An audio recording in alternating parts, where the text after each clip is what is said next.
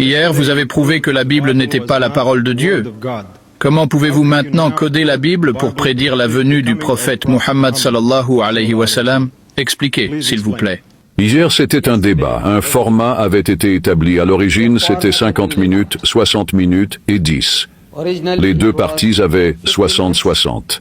Mais le format était que celui qui parle en premier a 10 minutes à la fin, car chaque avantage a un inconvénient. Donc, les deux orateurs parlent chacun 60 minutes. Avec ce format, vous n'avez pas le temps d'expliquer chaque position. Alors, qu'est-ce que la Bible? Que considérons-nous comme la Bible? Dans son ensemble, nous disons que ce n'est pas le livre de Dieu, et je l'ai prouvé. Selon toute logique, selon le livre lui-même, les preuves internes, Moïse n'a pas écrit les livres qui lui sont attribués. Matthieu, Marc, Luc et Jean n'ont pas écrit les livres qui leur sont attribués. Non seulement ce n'est pas le livre de Dieu, mais ce n'est même pas le livre de Matthieu, Marc, Luc ou Jean. Vous parlez de 24 000 manuscrits. Je mets cela au défi car il n'y en a pas deux identiques. Donc vous avez 24 000 évangiles différents. Lequel? Vous en avez choisi un qui vous convenait. Vous l'avez accepté. Qui vous a autorisé? Le concile de Nicée a dit, nous prenons ceci, nous prenons cela. Tous les évangiles qui n'ont pas été acceptés ne l'étaient pas à un moment donné. Maintenant, c'est à vous de choisir ce qui vous convient. Vous l'acceptez. C'est ce que vous avez fait. Et vous dites maintenant que c'est la parole de Dieu. Mais maintenant, la parole de Dieu est dans le livre.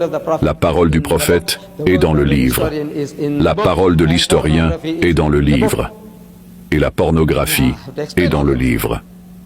Maintenant, je dois vous expliquer tout cela. J'ai dit, voyez, je vous donne des exemples sur la parole de Dieu. Comme dans le livre du Deutéronome, vous voyez le verset que j'ai cité en arabe. La même chose est dans la Bible. Une idée presque identique s'y trouve. Il est écrit, « Je leur susciterai un prophète.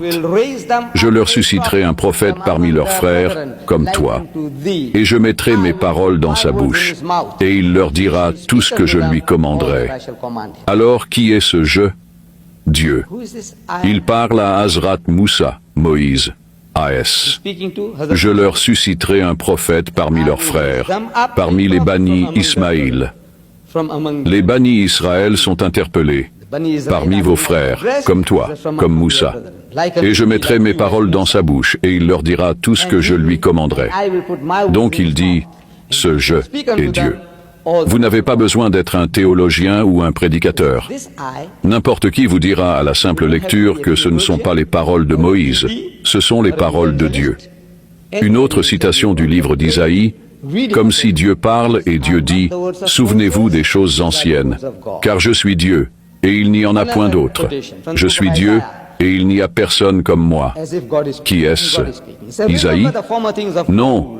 Aucun juif ne dit qu'Isaïe a revendiqué la divinité. Il l'aurait tué s'il l'avait fait. Non, il parle au nom de Dieu. Dieu parle à travers lui comme un porte-parole. C'est le travail d'un prophète de Dieu. Il est un porte-parole de Dieu. Il entend les paroles de Dieu et vous les transmet. Donc, je suis Dieu et il n'y en a point d'autre.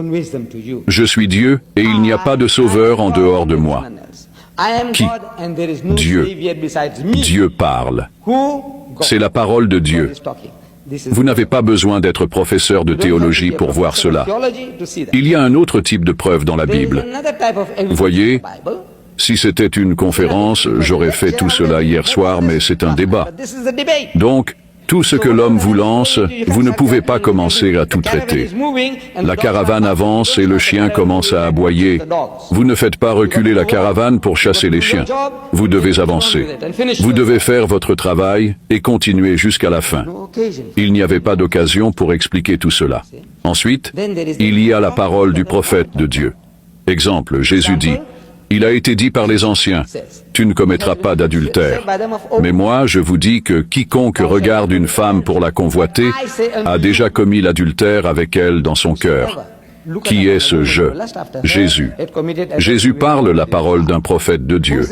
Encore, Jésus dit, il a été dit par les anciens, quiconque répudie sa femme, qu'il lui donne une lettre de divorce. Mais moi, je vous dis, Qui dit « je » Jésus, les paroles d'un prophète de Dieu. Encore, Jésus dit « il a été dit par les anciens ». Œil pour œil, dent pour dent. Mais moi, je vous dis, qui dit « je » Jésus, les paroles d'un prophète de Dieu. Ensuite, il y a un autre type de preuve dans la Bible. Le premier était comme si Dieu parlait. Le second était comme si un prophète parlait. Le troisième, comment l'historien parle-t-il? Il dit, dans l'évangile de Saint Marc, alors qu'il, parlant de Jésus, entre parenthèses je mets Jésus, alors qu'il avançait sur le chemin, Jésus, vit un figuier au loin avec des feuilles. Heureusement, il s'en approcha, voulant y trouver des figues. Mais quand Jésus, arriva, il n'y avait que des feuilles, car la saison n'était pas encore venue. Qui écrit? Un témoin oculaire ou un témoin auditif?